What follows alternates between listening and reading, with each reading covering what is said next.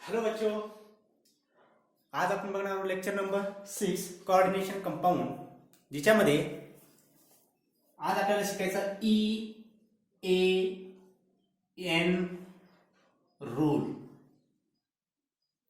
Effective atomic number rule. पण त्याच्या अगोदर आपल्याला काय करायचंय की असे काही लिगॅंड आहेत की त्याच्यामध्ये थोडेफार चेंजेस करून आपल्याला त्याचं नाव लिहावं लागतं.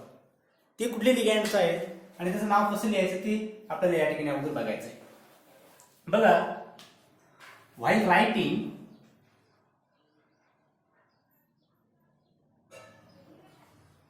The name of ligand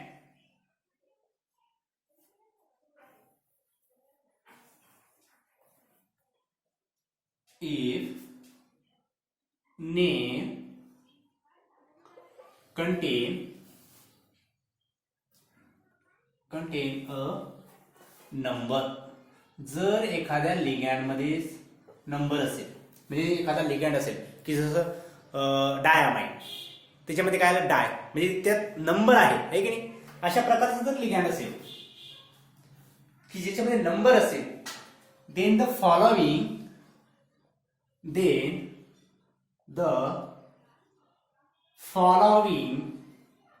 changes has to be done.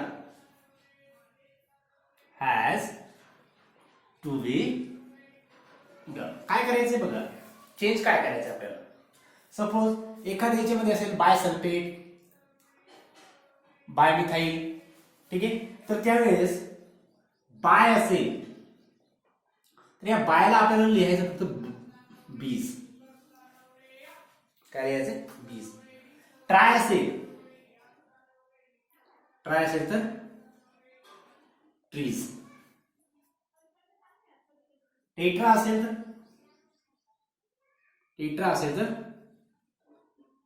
Tetra कीस. पेंटा असेल तर पेंटा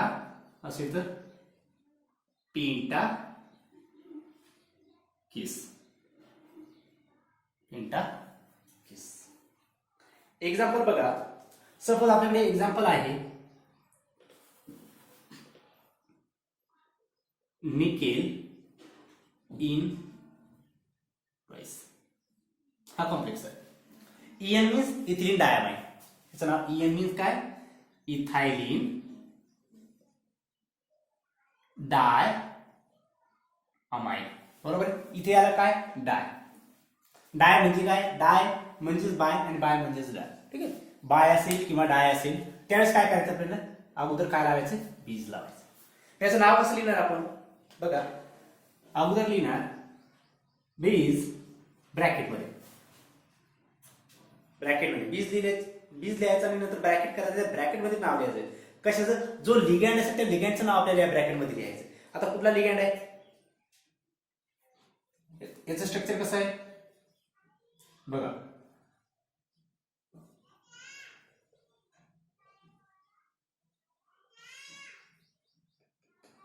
हा लिगॅंड आहे, त्याला म्हणतो आपण इथिलीन डायमाईन.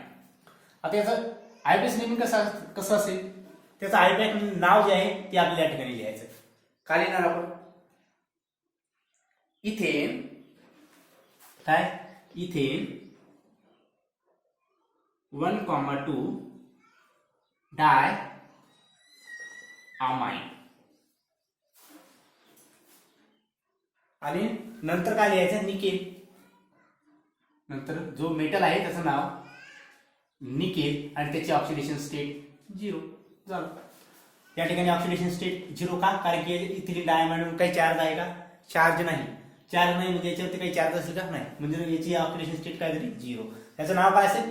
बीज इथेन. बघा, 2 कार्बन इथेन, 1,2 डायमीन आणि निकेल जो मेटल आहे त्याचं नाव लिहायचं निकेल आणि त्याची oxidation state following by their oxidation state. अशा प्रकारचा चेंजेस आपल्याला या ठिकाणी करावा लागेल. सपोज या ठिकाणी अशा प्रकारचा एखादा कॉम्प्लेक्स असेल DMG ट्वाइस. तर डीएमजी आहे. तर डीएमजी काय आहे? डीएमजी डायमिथाइल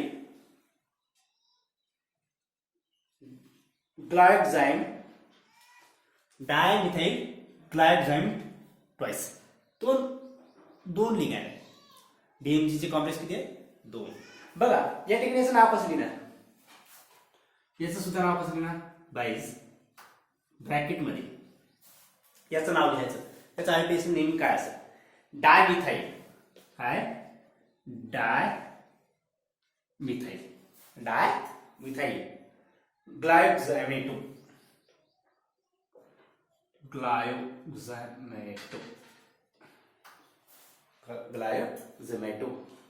आणि या ठिकाणी ब्रॅकेट क्लोज. जो मेटल आहे त्याचं नाव काय आहे?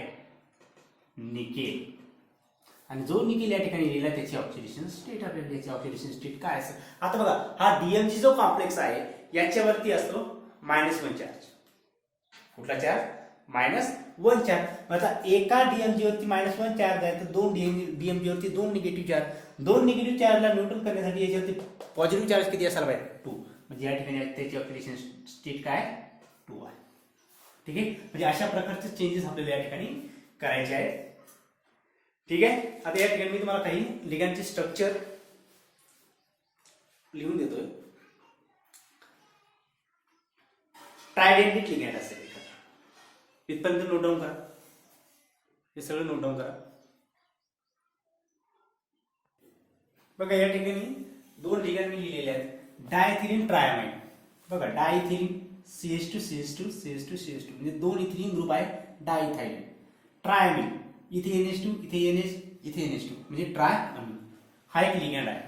हा ट्रायडेंटिक लिगॅंड आहे. म्हणजे किती साइड आहे त्याच्याकडे डोनेट करण्यासाठी? 3 साइड. ट्रायडेंट. याचा हा जो कॉम्प्लेक्स बनलेला आहे या ठिकाणी CO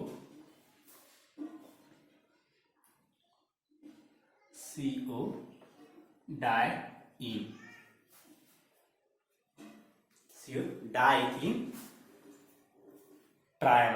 डायथिलीन ट्रायमाइन. किती वेळेस आहे? 2 वेळेस. हा एक कॉम्प्लेक्स आहे. याचं स्ट्रक्चर या ठिकाणी असं आहे. या ठिकाणी किती नायट्रोजन डोनेट केलेले आहेत? किती कोऑर्डिनेशन बॉन्ड तयार केलेले आहेत? बघा 1 2 3 4 5 6. कोऑर्डिनेशन नंबर काय असेल? म्हणजे कोऑर्डिनेशन नंबर काय असेल? कोऑर्डिनेशन नंबर म्हणजे किती डोनेटिंग साइड्स आहेत? 6. Coordination number is 6. Got it. आता बघा जर एखाद्या कॉम्प्लेक्सचा कोऑर्डिनेशन नंबर 6 असेल तर त्याचा कोऑर्डिनेशन नंबर 6 असेल तर त्याची जी काही हे असतं जिओमेट्री ती असते ऑक्टाहेड्रल. म्हणजे हा ऑक्टाहेड्रल कॉम्प्लेक्स आहे. कुठला कॉम्प्लेक्स आहे? ऑक्टाहेड्रल. ठीक आहे. त्याच्यानंतर बघा EDTA हा एक अतिशय महत्वाचा एजंट आहे. बघा EDTA या ठिकाणी बघा इथिलीन डायअमाइन टेट्राएसिटेट. बघा ई मीन्स इथिलीन या ठिकाणी आहे इथिलीन CH2 डायअमाइन या ठिकाणी नायट्रोजन इथे nitrogen diamine. Tetra T means tetra acetate. बघा टेट्रा 1 2 3 4 4 ऍसिटेटचे ग्रुप आहे. हा आहे EDTA. आणि बघा हा EDTA आहे हा चिल्टिंग एजंट आहे. चिल्टिंग एजंट मीन्स म्हणजे बघा या ठिकाणी तो काय करतो? चिलेशन तयार करतो. काय करतो? चिलेशन करतोय. आता चिलेशन म्हणजे काय असतं ऍक्च्युअली? बघा एखादा लिगॅंड जर असेल त्याला मोर दॅन म्हणजे बरेच असे साइट्स आहेत डोनेट करण्यासाठी इलेक्ट्रॉन. आता तो काय करेल? या कोबाल्टला चिलेट केलेलं आहे. म्हणजे चौबाजूनी म्हणजे अतिशय आपण ज्याला म्हणतो की एखादा व्यक्ती जर आपण कवेत जर पकडला बरोबर आहे त्याला बाहेर जाता येते का? नाही. म्हणजे तशा प्रकारची बॉन्डिंग या ठिकाणी या कोबाल्टला या EDTA ने किंवा हा जो इथिलीन ट्रायमाइन आहे याने केलेली आहे. त्याला काय म्हणतो? चिलेशन. मग त्याला चिलेट केलेलं आहे म्हणजे एकदम पॅक त्याला पकडून ठेवलेलं आहे. Got it. म्हणजे हे चिलेटिंग एजंट आहे. ठीक आहे. आता बघा ही जी इन्फॉर्मेशन आहे ही तुम्हाला कशासाठी सांगितली मी? बघा या ठिकाणी नंबर ऑफ इलेक्ट्रॉन्स आपल्याला किती इलेक्ट्रॉन्स लिगॅंड डोनेट करू शकतात त्याच्यावरून त्याचा कोऑर्डिनेशन नंबर आपण काढू शकतो. कोऑर्डिनेशन नंबर जर आपल्याला माहित जर झाला तर आपण सांगू शकतो त्याची जिओमेट्री कशी आहे. ऑक्टाहेड्रल आहे की टेट्राहेड्रल आहे. ठीक आहे, म्हणजे आपण कॉम्प्लेक्सची जॉमेट्री सुद्धा या ठिकाणी सांगू शकतो. नंतर बघा प्रश्न हा आहे की या ठिकाणी कोऑर्डिनेशन कंपाऊंड तयार का होतात किंवा कोऑर्डिनेशन कंपाऊंड आहे फॉर्म का होतात याचं हे एक्सप्लेन करण्यासाठी वेगवेगळ्या थेरीज मांडण्यात आल्या. आता जो तो आपापल्या परीने थेरी मांडत जात असतो. ठीक आहे, आता मग एक थेरी त्याच्यामध्ये अशी आली की EAN rule, effective atomic number theory. Effective atomic number theory या थेरीचं म्हणणं असं आहे जे काही कोऑर्डिनेशन कंपाऊंड तयार होतात. सपोज या ठिकाणी हा कोऑर्डिनेशन कंपाऊंड बनला आहे, या ठिकाणी हा जो कोऑर्डिनेशन कंपाऊंड बनलेला आहे हा कोऑर्डिनेशन कंपाऊंड का बनतोय याचं एक्सप्लेनेशन या थेरीने केलेलं आहे. पण बघा ही थेरी यानं फार काळ चाललेली नाही. ठीक आहे, म्हणजे ती थेरी काही कॉम्प्लेक्स पुरती मर्यादित राहील, काही कॉम्प्लेक्सला ती लागूच होईना. ठीक आहे, त्याच्यामुळे ती काय झाली, फेल झाली. पण तरी सुद्धा काही कॉम्प्लेक्सला लागू होते. ते आपल्याला कोणकोणत्या कॉम्प्लेक्सला लागू होते ते आपल्याला या ठिकाणी बघायचं आहे. इफेक्टिव्ह ॲटॉमिक नंबर रूल ज्याला तुम्ही म्हणता किंवा इफेक्टिव्ह ॲटॉमिक नंबर थिअरी असं म्हणता. सपोज क्वेश्चन तुम्हाला विचारला जातो which complex follow EAN rule और which complex does not follow EAN rules. At that time you have to remember these rules. What is EAN rule or what is EAN theory? Got it? Firstly, write down this and then we will see EAN rule. What is EAN rule for coordination complexes?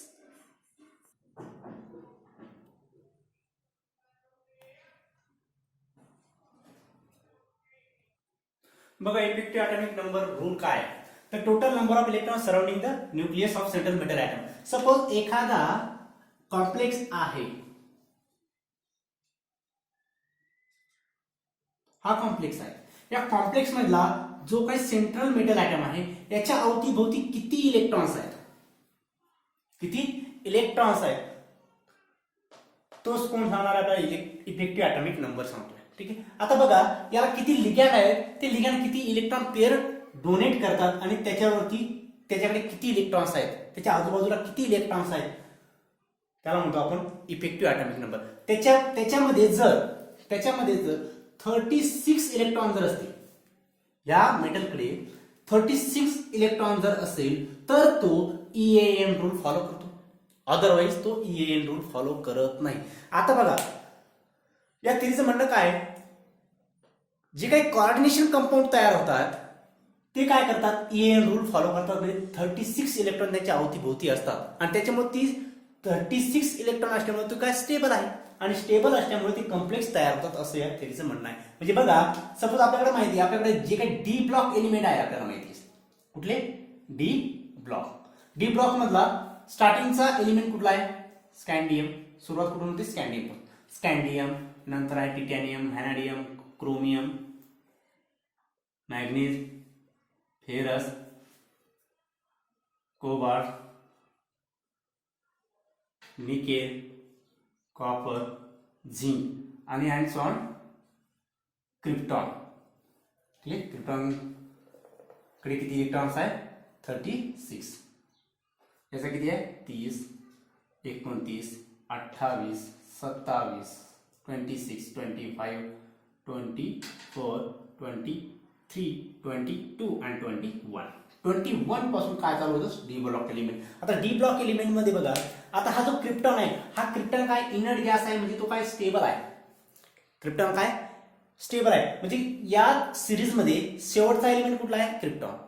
या series मधला शेवटचा element कुठला आहे, krypton. त्याच्याकडे किती electron आहे, 36 आणि तो स्टेबल आहे. मग या बाकीच्या एलिमेंटला काय वाटतं की आपल्याकडे सुद्धा किती इलेक्ट्रॉन असायला पाहिजे, 36. त्यावेळेस आपण काय होऊ, स्टेबल होऊ. आता या कॉम्प्लेक्स मध्ये या फेरसकडे किती इलेक्ट्रॉन असले म्हणजे स्टेबल होणार, किती इलेक्ट्रॉनची गरज असणार त्याला, 36 इलेक्ट्रॉन असले म्हणजे तो काय झाला, स्टेबल झाला. म्हणजे तो कोणासारखा बिहेव करेल किंवा याचं इलेक्ट्रॉनिक कॉन्फिगरेशन कसं आहे, स्टेबल आहे. म्हणजे याचं सुद्धा इलेक्ट्रॉनिक कॉन्फिगरेशन कसं बनेल, स्टेबल बनेल. आणि याचं इलेक्ट्रॉनिक कॉन्फिगरेशन जर स्टेबल बनेल तर हा टोटल कॉम्प्लेक्स कसा बनेल, स्टेबल बनेल. आम्ही काय करतो, आपल्या आयुष्यामध्ये स्टेबल होण्याचा प्रयत्न करतोय, बरोबर आहे.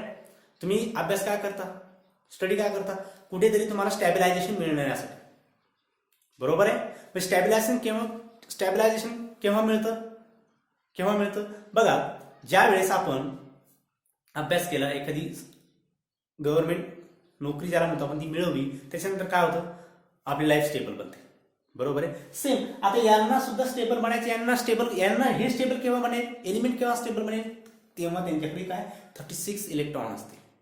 ठीक आहे, आणि त्यालाच काय म्हणतो आपण इफेक्टिव्ह ॲटॉमिक नंबर रूल. ठीक आहे. आता बघा, पण काही एलिमेंट असे, काही कॉम्प्लेक्स असे आहे की ते 36 इलेक्ट्रॉन म्हणजे EN रूल फॉलोच करत नाही. ठीक आहे. आता बघा, हे जे एक्झाम्पल तुम्हाला या ठिकाणी दिलेलं आहे, आता याच्यामध्ये जो काही सेंट्रल मेटल ॲटम आहे तो इफेक्टिव्ह ॲटॉमिक नंबर रूल जो आहे तो फॉलो करतो की नाही ते बघू. बघा या ठिकाणी मला सांगा, याचं ऑक्सिडेशन स्टेट काय असल्या अगोदर बघा, याची ऑक्सिडेशन स्टेट काय असेल, +4 + X करायची आपल्याला. ठीक आहे. प्लस सायनाइड लिगॅंड आहे किती आहे, 6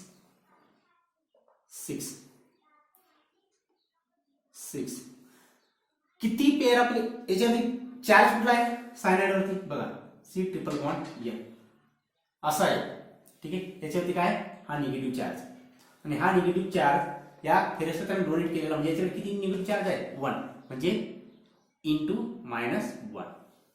गॉट इट. म्हणजे बघा या ठिकाणी काय असेल, आणि = काय 0. बघा +4 + X -6. ठीक आहे. X मायनस चार्ज आहे ना, -6. ठीक आहे. = 0 मीन्स X -6 समोर घ्या प्लस झाले, +4 समोर घ्या मायनस बनले, -4 किती, X +2. म्हणजे ऑक्सिडेशन स्टेट किती आली फेरसची, +2. म्हणजे याच्यावरती कुठला चार्ज आहे, +2 चार्ज. कुठला चार्ज आहे, +2 चार्ज आहे. आता बघा या फेरसला, म्हणजे हा जो फेरस आहे +2 चार्ज, याला किती इलेक्ट्रॉन डोनेट केले जातात या सायनाइड करून, 6 pair of electron. 6 pair of electron, 6 pair of electron. Pair means जोडी. 6 पेअर मीन्स 6. एका पेअर मध्ये किती इलेक्ट्रॉन असतात, 2. टोटल इलेक्ट्रॉन किती झाले, 12 इलेक्ट्रॉन्स. ठीक आहे. आता मला सांगा याच्याकडे किती इलेक्ट्रॉन्स आहेत, फेरसचा ॲटॉमिक नंबर किती आहे, 26. फेरसचा ॲटॉमिक नंबर आहे 26. आता त्याच्यामध्ये +2 चार्ज आहे, म्हणजे 2 इलेक्ट्रॉन त्याला ऑलरेडी दिलेले आहे, म्हणजे त्याच्याकडून 2 इलेक्ट्रॉन काढून घ्या, म्हणजे त्याच्याकडे आहे 24. आता 24 इलेक्ट्रॉन्स प्लस 12 इलेक्ट्रॉन्स या लिगॅंड त्याला डोनेट केले, plus 12 electrons from ligand, total electrons किती झाले, 36. मध्ये यानं काय केलं, EAN रूल जो आहे तो फॉलो केला. This complex follow EAN rule, means the total electrons surrounded by this Fe2+ ion is 36. 36 electron त्याच्या आजूबाजूला आहे. ठीक आहे. म्हणून हा कॉम्प्लेक्स काय स्टेबल आहे असं EAN रूल थेरी सांगते. Got it. म्हणजे आता बघा यानं ही थेरी फॉलो केली, पण काही कॉम्प्लेक्स असे आहे की ती फॉलोच करत नाही. बघा फॉर एक्झाम्पल, सपोज या ठिकाणी K3 सिंपल आहे ना, K3 Fe सायनाइड 6 हा कॉम्प्लेक्स आहे. आता तुम्हाला विचारलं whether this complex follow the EAN rule. हा कॉम्प्लेक्स EAN रूल फॉलो करतो की नाही, बघा करतो की नाही. आता बघा आपल्याला सुरुवातीला काय करायचं, याची ऑक्सिडेशन स्टेट कॅल्क्युलेट करा. याची किती आली, +3. K3 आहे ना, +3 प्लस याची माहित नाही, कॅल्क्युलेट करा, प्लस सायनाइड वरती निगेटिव्ह चार्ज 1 असतो. ठीक, किती सायनाइड आहे, 6 × -1. ठीक आहे. बघा +3 प्लस X -6. ठीक आहे. नंतर बघा X = 0, इकडे -0. X = 6 -6 समोर नाही काय बनेल, +6. +3 समोर गेले, या साईडला गेल्याच्या नंतर -3 किती, +3. म्हणजे X +3, म्हणजे याची ऑक्सिडेशन स्टेट किती आली, +3. आता बघा Fe +3 आहे, आता याच्याकडे टोटल इलेक्ट्रॉन्स किती आहे बघा. फेरसकडे किती असतात, 26. याच्यावरती किती पॉझिटिव्ह चार्ज आहे, 3 पॉझिटिव्ह चार्ज. 3 पॉझिटिव्ह चार्ज जर याच्याकडे आहे, म्हणजे 3 इलेक्ट्रॉन त्याच्यामधून कमी करा, म्हणजे 26 चे इलेक्ट्रॉन झाले 23 इलेक्ट्रॉन याच्याकडे आहे आजूबाजूला. या फेरसच्या आजूबाजूला किती आहे, 20. म्हणजे याच्याकडे 23 इलेक्ट्रॉन आहे, plus number of electron donated bye ligand. आता या लिगॅंडला किती इलेक्ट्रॉन डोनेट केलेले असेल? किती लिगॅंड आहेत? 6. आणि लिगॅंडकडे किती इलेक्ट्रॉन्स आहेत? एका लिगॅंडकडे 2 इलेक्ट्रॉन्स. बरोबर आहे. सायनाइड वरती काय चार्ज Cn हा असा आहे. 1 - चार्ज म्हणजे एक पेअर ऑफ इलेक्ट्रॉन्स. म्हणजे 2 इलेक्ट्रॉन्स, 2 इलेक्ट्रॉन्स, एक पेअर ऑफ इलेक्ट्रॉन्स किंवा 2 इलेक्ट्रॉन्स याच्याकडे आहे. किती आहेत? 6 × 2 म्हणजे बघा 23 + 12, 26 + 12 इज इक्वल टू 35. 36 इलेक्ट्रॉन आले का? इथे 36 इलेक्ट्रॉन आहेत का? नाही. म्हणजे या ठिकाणी 35 इलेक्ट्रॉन. इथे किती आले? 36 इलेक्ट्रॉन. म्हणजे या ठिकाणी EN रूल फॉलो झाला. या ठिकाणी EN रूल फॉलो झालेला नाही तरी सुद्धा हा कॉम्प्लेक्स आहे की नाही?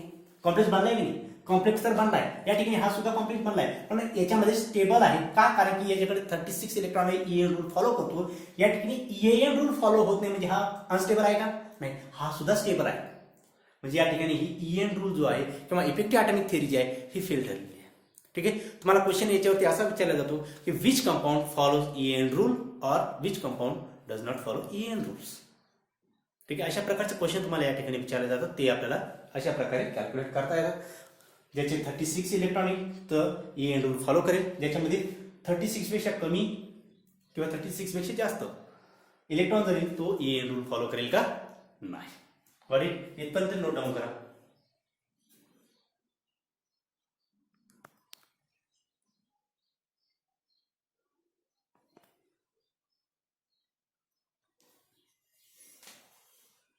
बघा या ठिकाणी अतिशय महत्वाचा पॉइंट आपल्याला लक्षात घ्यायचा आहे. To attain stable electronic configuration means to attain 36 electrons, 36 electron configuration, 36 electron configuration जे काही मेटल असतील, metal complex will accept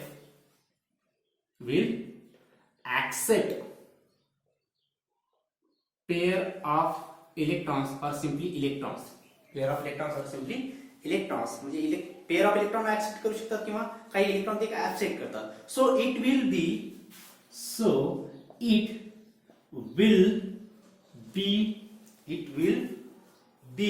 or it will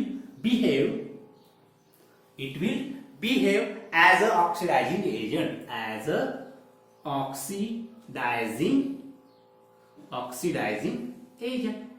ते काय करतात? ऑक्सिडायझिंग एजंट म्हणून ऍक्ट होतात. बघा याच्याकडे आता 36 इलेक्ट्रॉन आहे. याच्याकडे किती इलेक्ट्रॉन आहे? 35 इलेक्ट्रॉन. याच्याकडे काय 35 इलेक्ट्रॉन्स आहे. आता याला एका इलेक्ट्रॉनची गरज आहे. मग हा काय करेल? जो काही कंपाऊंड याला इलेक्ट्रॉन देऊ शकेल किंवा कुठल्या तरी एखाद्या कॉम्प्लेक्सकडे जर इलेक्ट्रॉन जर असेल त्याच्याकडून काय करेल? इलेक्ट्रॉन काढून घेईल. म्हणजे बघा एखादा सपोज हा मेटल आहे, याच्याकडे काय इलेक्ट्रॉन्स आहे, याच्यामध्ये हा जर कॉम्प्लेक्स आहे, हा कॉम्प्लेक्स मी जर ऍड केला तर या कॉम्प्लेक्सला एका इलेक्ट्रॉनची गरज आहे, याला एका इलेक्ट्रॉनची गरज आहे. हा काय याच्याकडून इलेक्ट्रॉन घेईल आणि याला कशामध्ये कन्वर्जन करेल? Na+ मध्ये. बरोबर. आता Na+ मध्ये याचं कन्वर्जन झालंय म्हणजे याचं काय झालं? इलेक्ट्रॉन निघून गेलाय. काय झालं? ऑक्सिडेशन. इलेक्ट्रॉन रिलीज करणं म्हणजे काय? ऑक्सिडेशन. याचं झालं ऑक्सिडेशन. कोणा केलं? या कॉम्प्लेक्सनं. झालं. इलेक्ट्रॉनची गरज होती म्हणजे हा कॉम्प्लेक्स जो आहे हा काय म्हणून ऍक्ट झाला या ठिकाणी? Oxidizing agent. आलं? या ठिकाणी ऑक्सिडायझिंग एजंट म्हणून ऍक्ट झाला. ठीक आहे. तुम्हाला असंही विचारलं जाऊ शकतं की from this two which complex acts as a strong oxidising agent? हा की हा? आलं लक्षात? अशा प्रकारचे क्वेश्चन तुम्हाला विचारले जाऊ शकतात. ठीक आहे. मी तुम्हाला 2-4 कॉम्प्लेक्स कुठला कंपाऊंड किंवा कुठला कॉम्प्लेक्स हा EN रूल फॉलो करतो आणि कुठला फॉलो करत नाही ते तुम्हाला त्या ठिकाणी सॉल्व्ह करून बघायचं. Got it? हे लिहून घ्या अगोदर. मग या ठिकाणी 5 एक्झाम्पल दिलेले आहेत. 1, 2, 3, 4 आणि 5. याच्यापैकी which complex follows EN rule और which not follows EN rules हे तुम्हाला या ठिकाणी सांगायचं आहे. ठीक आहे. ते कसं सांगायचं मी तुम्हाला एक्सप्लेन केलेलं आहे. तशा प्रकारे शोधा कुठल्या मेटलकडे 36 इलेक्ट्रॉन आहेत आणि कुठल्या मेटलकडे 36 इलेक्ट्रॉन नाही. ज्याच्याकडे असेल तो काय करेल? फॉलो करेल. ज्याच्याकडे नसेल तो फॉलो करणार नाही. ठीक आहे. आजच्या लेक्चरमध्ये इतकं. राहिलेला पार्ट आपण समोरच्या लेक्चरमध्ये बघू. ठीक आहे. All the very best. अभ्यास करत राहा. Thank you for watching video.